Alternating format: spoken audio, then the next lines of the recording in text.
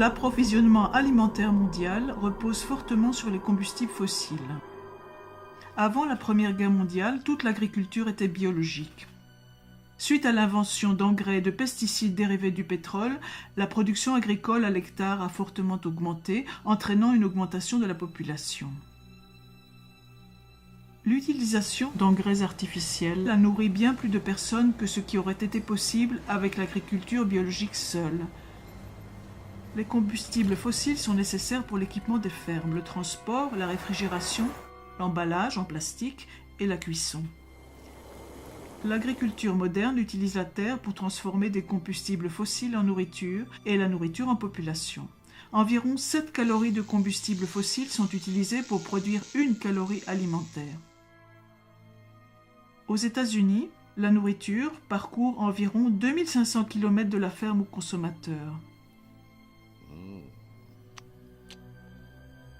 En plus de la déplétion des carburants fossiles, d'autres menaces pèsent sur le système actuel de production alimentaire. Une énergie peu coûteuse, de meilleures techniques et les subventions ont entraîné une importante surpêche. Les prélèvements mondiaux de poissons ont atteint un pic à la fin des années 1980, forçant les pêcheurs à pêcher en eau profonde. L'excès d'azote des engrais fabriqués à partir de combustibles fossiles a empoisonné rivières et mers, créant ainsi d'énormes zones mortes. À ce rythme, toutes les populations de poissons devraient s'effondrer d'ici 2048. Villes et industries sont la source de pluies acides qui vident le sol de ses nutriments essentiels tels que le potassium, le calcium et le magnésium. Une autre menace est le manque d'eau. Beaucoup de fermes pompent l'eau des aquifères souterrains pour l'irrigation. Un aquifère a besoin de milliers d'années pour se remplir, mais peut être asséché en quelques décennies, tout comme les puits de pétrole. Aux États-Unis, l'aquifère géant d'Ogallala a atteint un niveau si bas que de nombreux agriculteurs ont dû revenir à une agriculture sèche, moins productive. De plus, l'irrigation et l'utilisation d'engrais peuvent entraîner la salinisation, l'accumulation de sel dans le sol. C'est une cause majeure de la désertification. Une autre menace est la perte d'humus. Il y a 200 ans, il y avait 1,8 m d'humus sur les prairies états-uniennes. Aujourd'hui, en raison du labourage et de pratiques inappropriées, environ la moitié de l'humus a disparu. L'irrigation favorise le développement de la rouille noire. Ce champignon pourrait détruire 80% des récoltes de céréales du monde.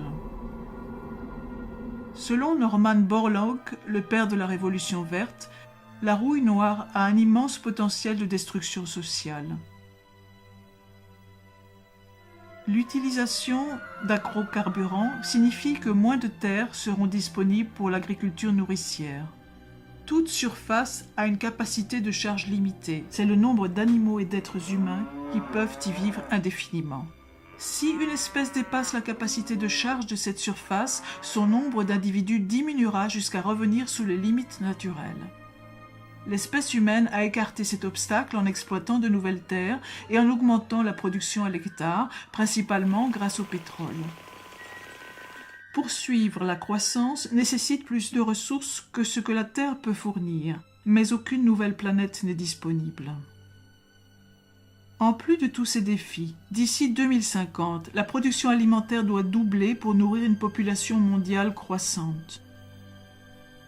1 milliard de personnes sont déjà sous-alimentées. À l'avenir, avec une production de pétrole et de gaz naturel en déclin, nourrir 9 milliards de personnes sera une gageure.